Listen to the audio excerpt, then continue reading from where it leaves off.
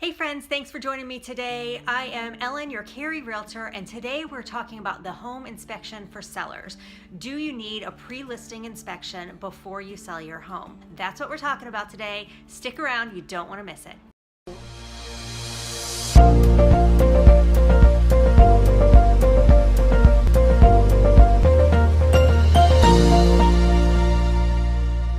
There are two times when I think it's a really good idea to get a home inspection before listing your home. The first one is when the seller's timeline is short and any variations from that timeline could be very uncomfortable for the seller. So in this case, having a home inspection can avoid any large unwanted repairs that could potentially scare a buyer away and cause them to terminate the contract. There's all kinds of things that can change in your house over the course of many years. So if you've owned your home for a long time, excess moisture can actually shift the foundation of your home, or termite damage can cause structural damage to your home. And it could be just a little bit, but even just a little bit, when it actually does cause a structural damage to even just one piece of wood under your home, that can scare buyers away because it can be an irrational fear, even if it's something that's easily fixed. If you find out about these things in advance and either repair them or disclose them so that the buyer knows what they're getting into, this can help you avoid unwanted terminations. The other time I think it's really valuable to get a home inspection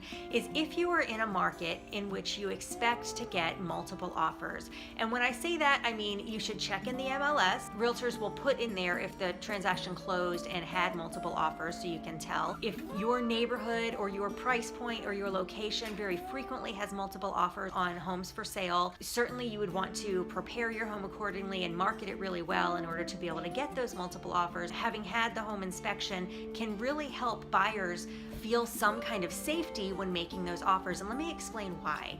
So when a buyer is making an offer in a multiple offer situation, first of all, the due diligence deposit is non-refundable.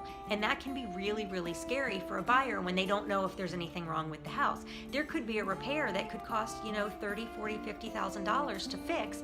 And if they go into it with a $5,000 due diligence deposit, trying to differentiate their offer from other people's offers so that you're willing to take theirs over the competitors, that could mean that they have to terminate the transaction and lose their $5,000. You have to understand how buyers are feeling when they go into these transactions. In many cases, the buyer has saved up just enough money to put a down payment on a house and a handful of $1,000s to do their inspections and appraisal and survey and things like that.